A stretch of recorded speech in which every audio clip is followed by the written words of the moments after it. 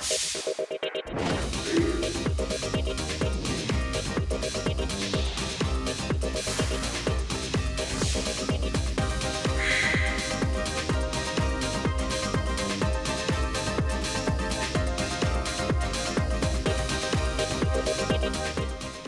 to Weekly News Highlights, where we wrap up your week with a glimpse back into what went on over the past week. I'm Kim Dami in Seoul. South Korea is North Korea's main enemy, North Korean leader Kim Jong-un said this week. Seoul downplayed Kim's comment, calling it nothing more than an outdated tactic. After a false alarm on Tuesday, the Securities and Exchange Commission gave approval the next day for all 11 applications from spot Bitcoin ETF issuers. Those 11 spot Bitcoin ETFs are now available to investors. The world's premier tech show, the Consumer Electronics Show, took place in Las Vegas for its 2024 edition. From AI-powered cars to the AI homekeepers, artificial intelligence once again dominated this year's CES. Members of the UN Security Council once again came together for a collective voice against Russia for its blatant use of North Korean weapons in its war against Ukraine. Russia, though, was shameless, saying there is no evidence of such action. Our Shin Se-byuk has this coverage. The U.S., during a UN Security Council meeting on Wednesday, condemned the weapons trade between North Korea and Russia, saying their, quote, abhorrent moves are targeting Ukrainians. It's abhorrent that a permanent member of the UN Security Council is flagrantly violating Council resolutions to attack another UN member state. The deputy U.S. ambassador also said that Russia is expected to use more missiles to destroy critical infrastructure and kill people in Ukraine. Russia, however, denied all allegations, saying the U.S. is spreading false information. The US seems to be spreading information that is wrong without going through the trouble of checking this beforehand. South Korea also accused North Korea of using Ukraine as a test site for its nuclear-capable weapons, and added insights gained could lead to further arms exports by Pyongyang. It can be further encouraged to export ballistic missiles to other countries and rake in new revenue to further finance its illegal nuclear and ballistic missile programs. He also added that such moves pose a serious threat to the Korean peninsula. Wang's remarks came amid speculation that the regime might have sold new types of tactical guided missiles to Russia. South Korea's Defense Minister Shin Won-sik, in an interview with Yonhap News Agency on Wednesday, said that current speculation is in addition to previous allegations against Pyongyang of supplying short-range ballistic missiles to Moscow. Meanwhile, the NATO-Ukraine Council held a video conference on Wednesday following a slew of Russian airstrikes against Ukraine. During the meeting, NATO allies strongly condemned Russia's escalation in terms of airstrikes, as well as Moscow's use of weapons sourced from North Korea and Iran. They also pledged to provide Ukraine with major military, economic, and humanitarian aid, stating that their 2024 plans are worth, quote, billions of euros. Shin Se-byuk, Arirang News. In the meantime, Washington claimed this week that there has not been any indication of military cooperation between North Korea and Hamas. Now, this contrasts Seoul's assessment that North Korea-made weapons are being used by the militant group. According to National Security Council Coordinator for Strategic Communications, John Kirby, on Wednesday, there is nothing to suggest some sort of cooperation militarily between Hamas and North Korea. The comments came after South Korea's National Intelligence Service confirmed a Voice of America report last week that Hamas fighters have used an F-7 rocket-propelled grenade launcher made by the North. Kirby also commented on military cooperation between Pyongyang and Moscow, saying Washington is watching very closely.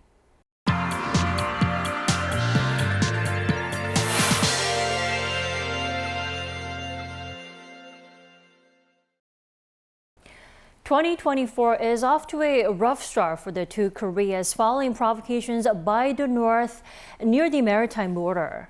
On top of that, North Korean leader Kim Jong-un has called the South the regime's main enemy for the very first time.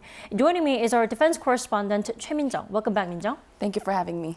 Min-jung, so North Korean leader Kim Jong-un wrapped up 2023 by calling the two Koreas, quote, hostile nations at war. And as we begin the new year, he's now calling the South the North's principal enemy. That's right, Dami.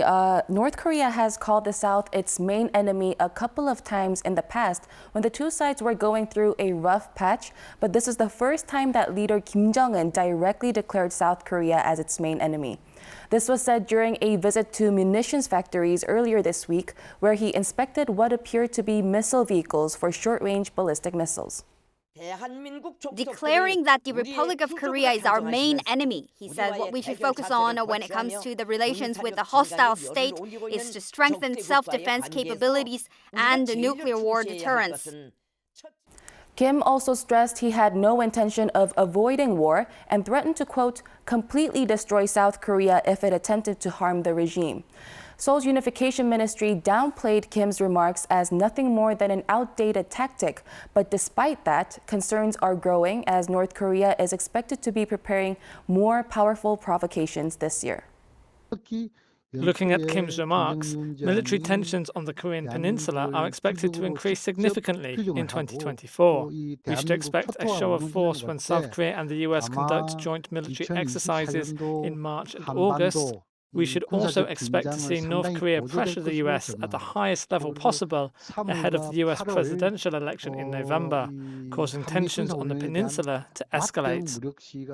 Well, we have already witnessed North Korea ramping up its hostility toward the South near the artillery firings near the maritime border, right? Right. North Korea fired artillery shells into waters off its western coast last Sunday for the third consecutive day. Seoul's Joint Chiefs of Staff detected around 90 artillery shots that day, following the firing of 200 shells on Friday and 60 on Saturday. The North Korean leader's sister, Kim Jong-un, however, attempted to shame the South Korean military's detection capabilities by claiming that the North had not actually fired 60 artillery shells on Saturday, but instead detonated explosives simulating the sound of artillery fire. But Seoul's JCS immediately dismissed the statement, calling it, quote, comedy-like propaganda that is once again attempting to damage trust in the military and cause conflict within the South. And following the North's artillery firings near the maritime border, the South Korean military declared that the buffer zones that are outlined in the Inter-Korean military agreement are no longer effective. Min-jung, what does that mean? So as you said, there are buffer zones along the Inter-Korean border, which were set up in 2018 when the two Koreas signed an Inter-Korean military agreement to halt hostilities near the border. But following continued artillery fire by North Korea off its western coast, the military on Monday declared that these zones were no longer effective. To give a little explanation on the locations of the buffer zones under the pact, first on the ground, a 5-kilometer buffer zone was established in the north and south from the military demarcation line, and here artillery fire and regimental or higher-level field maneuvers were suspended. And in the maritime buffer zone at sea, all coastal and naval artillery as well as maritime exercises were banned. And in the air, a no-fly zone banned aircraft from flying within 20 kilometers of the MDL in the western section of the demilitarized zone and within 40 kilometers of the zone in the east. Now, tensions along the border have also been escalating as Pyongyang has been restoring some of the guard posts it had previously destroyed inside the DMZ in recent months. The regime has also allegedly left underground facilities intact as well. Now, this is another violation of the Inter-Korean military pact, as the two Koreas had agreed to destroy 10 guard posts each inside the DMZ back in 2018.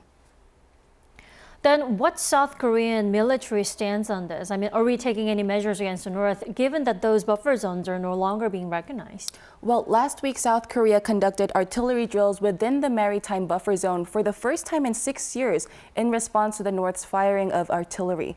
And the Defense Ministry on Tuesday also revealed plans to resume artillery exercises in the buffer zone on land as well.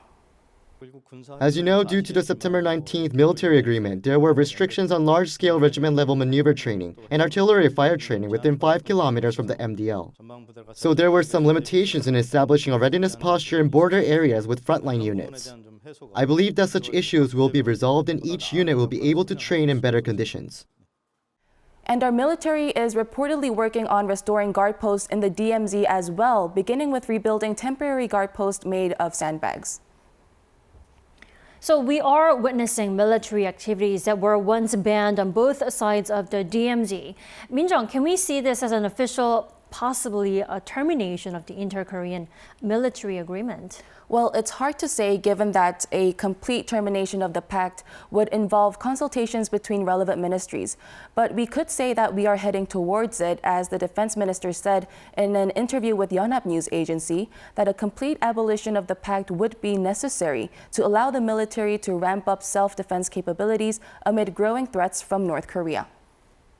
All right, it seems like the South Korean military remains on high alert to really counter those bigger threats coming from the north. Thank you for the coverage, Min-jung, today. My pleasure.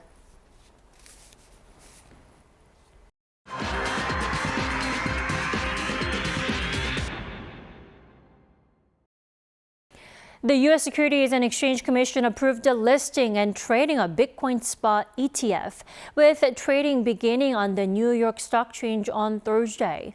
On the first day of the trading, prices of Bitcoin rose sharply before dropping back down, and the price of Bitcoin exceeded $49,000 on some exchanges in the early trading period, but fell back down to the 46,000 range later in the afternoon. Our Yun-jin has this report.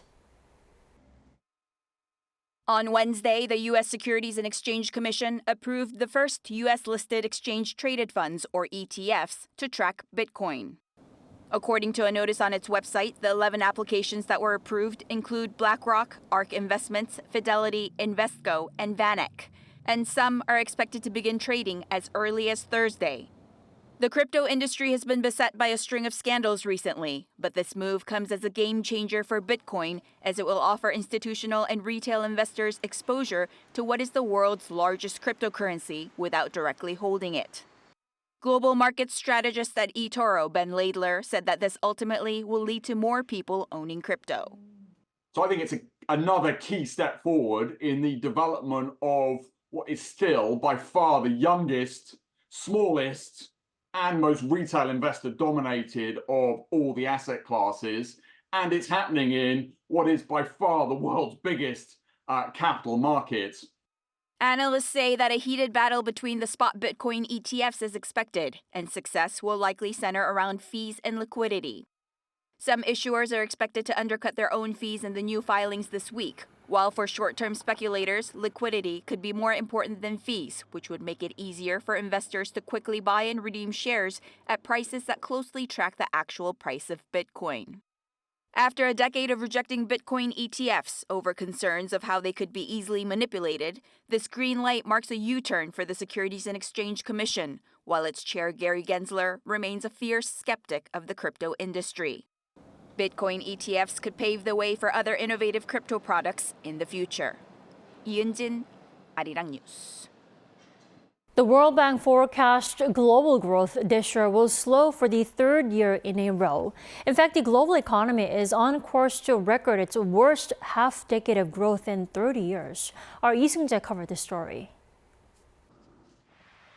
In its latest global economic prospects report released on Tuesday, the World Bank says global GDP is likely to grow 2.4% in 2024, slowing for a third year in a row.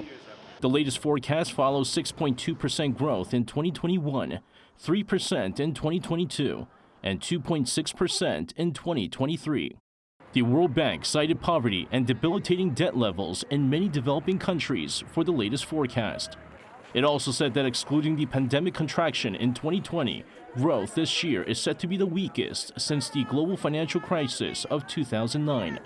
It also added that due to the aftermath of the COVID-19 pandemic, the war in Ukraine, and ensuing spikes in inflation and interest rates around the world, the first half of the 2020s is expected to be the worst half-decade performance in 30 years. Speaking to reporters, World Bank Deputy Chief Economist Ian Coase said global growth for 2020 to 2024 period would be weaker than the 2008-2009 global financial crisis the Asian financial crisis of the late 1990s, and downturns in the early 2000s. Moving forward, the World Bank expects global growth in 2025 to rise to 2.7%, marked down from a June forecast of 3% due to anticipated slowdowns among advanced economies. Major economies around the world are also expected to see their growth slow, with the U.S. forecast to grow 1.6%, down from 2.5% last year, while China is also expected to see growth slow 4.5%, down from 5.2% last year. Lee Seung-jae, Arirang News. The first key policy rate meeting of the year took place this week. South Korea's central bank, as widely expected, decided to leave the rate at 3.5% for now. Let's turn to our Shin Ha-young for the reasons. The Bank of Korea's monetary policy stance of freezing the key interest rate continued into the new year. Following the first Monetary Policy Committee meeting of 2024, the central bank on Thursday announced that it will keep the rate unchanged at 3.5%. Although there is a continued slowdown in the inflation rate, it still remains at a high level, and there is significant uncertainty in the outlook. Therefore, we have decided to keep a tightened monetary policy and continue to assess the policy situation both domestically and externally. This is the 8th consecutive time that the BOK has decided to freeze the rate. The base rate was raised to 3.5% in January of last year and has remained at that level since February, following 10 consecutive rate hikes to tackle inflation. Analysts mention concerns about high interest rates due to risks in real estate project financing as factors that have deterred the BOK from further rate hikes. Higher interest rates and increasing construction costs have led to project delays, creating challenges for firms to repay their project financing loans. Taeyong Engineering and Construction, the 16th largest of those firms in Korea in terms of construction capacity, applied for a debt restructuring program late last month due to a liquidity shortfall as the company struggles to repay real estate project financing loans. Cutting rates immediately would be difficult.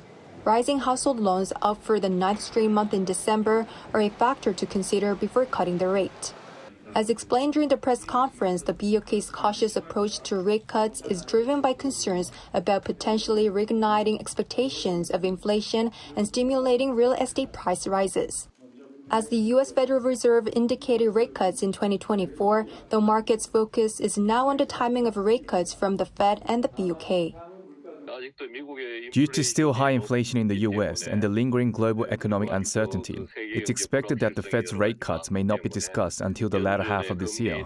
The cut could be smaller than anticipated, and the timing depends on various factors, including the job market in the U.S.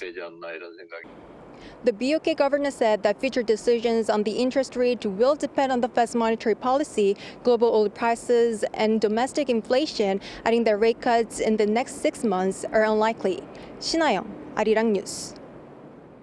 The dog meat trade, including the slaughter and sale of dogs for their meat, is set to be made illegal here in South Korea. Now, that means that those convicted of butchering dogs will face up to 3 years behind bars.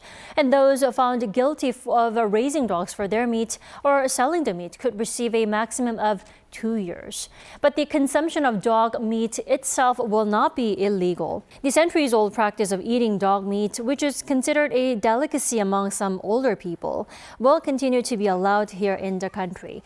But at the same time, it's been a long push and fight for animal rights groups who have long been pushing for the ban. Now, the new law will come into effect in 2027. That will give farmers and restaurant owners 3 years to phase out of their businesses and find alternative sources of work and income.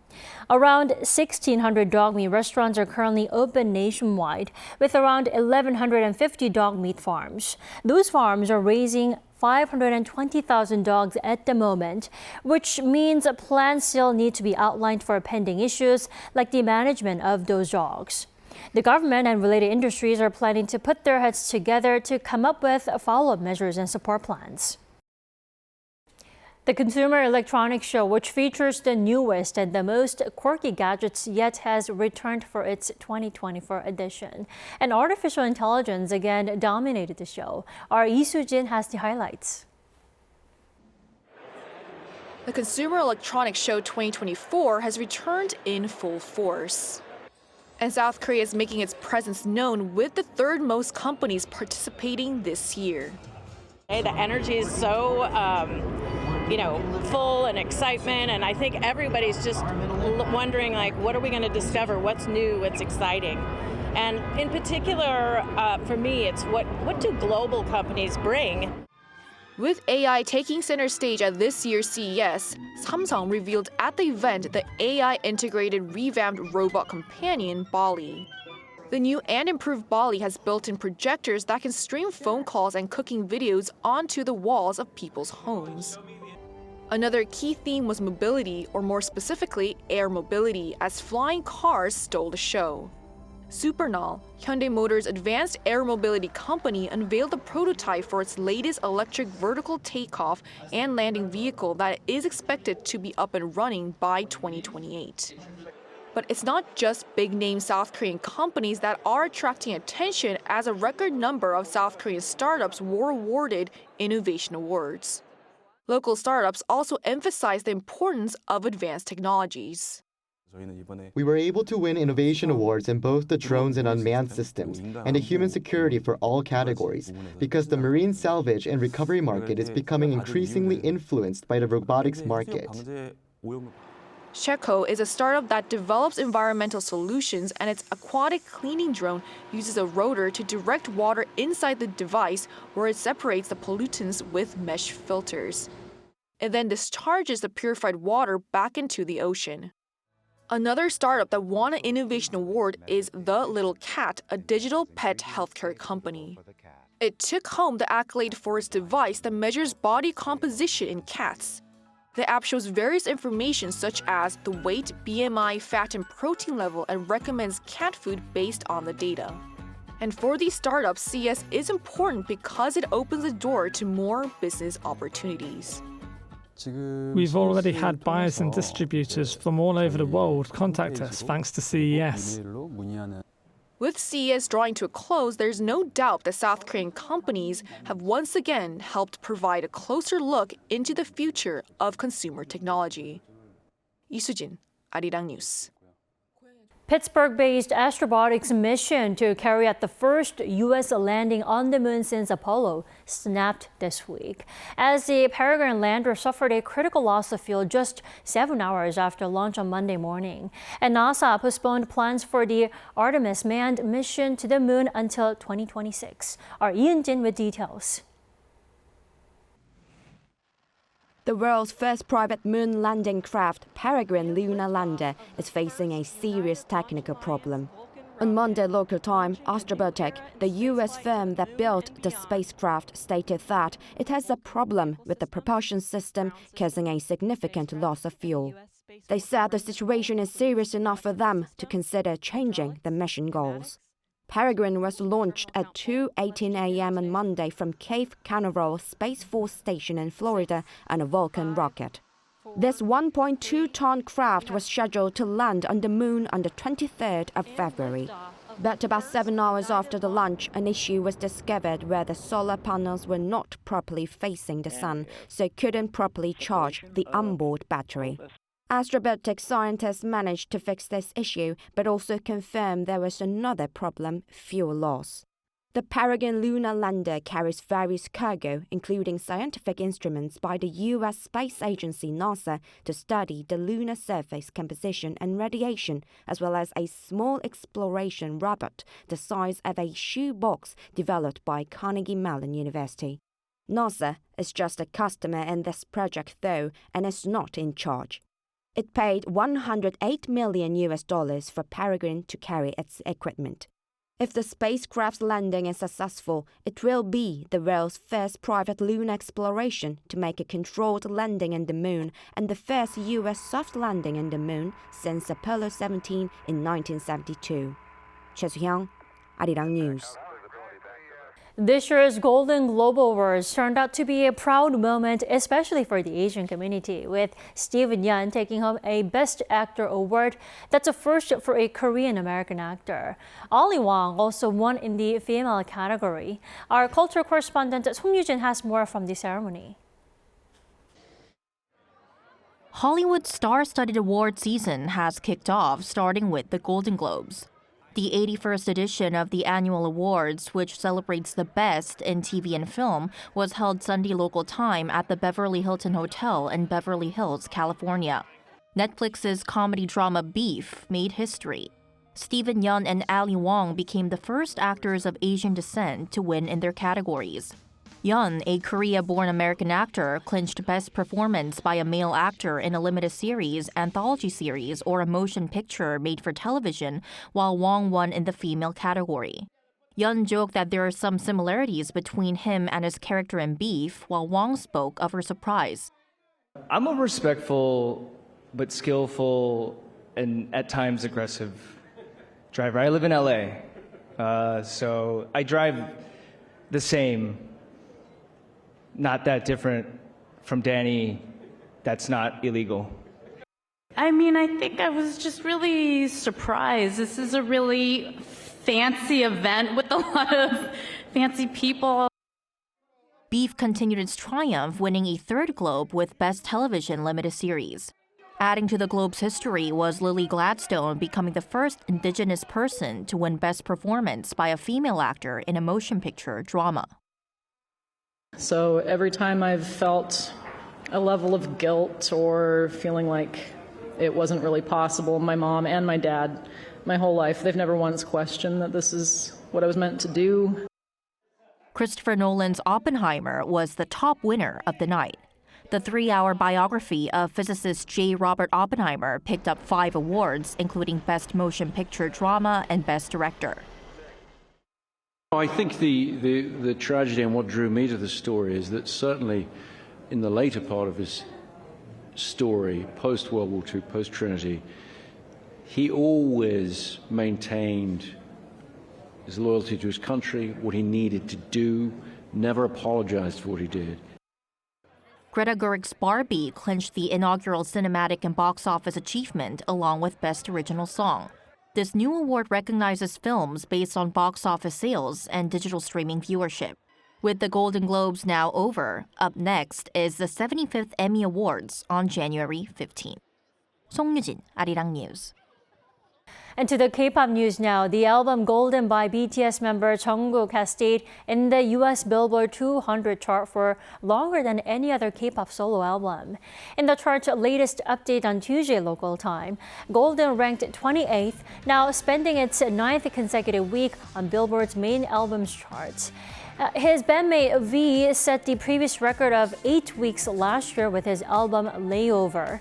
The Billboard 200 chart ranks the week's most popular albums in the US based on album sales and online streaming. That is all we have for this week. We thank you for watching Weekly News Highlights. Enjoy the rest of your weekend.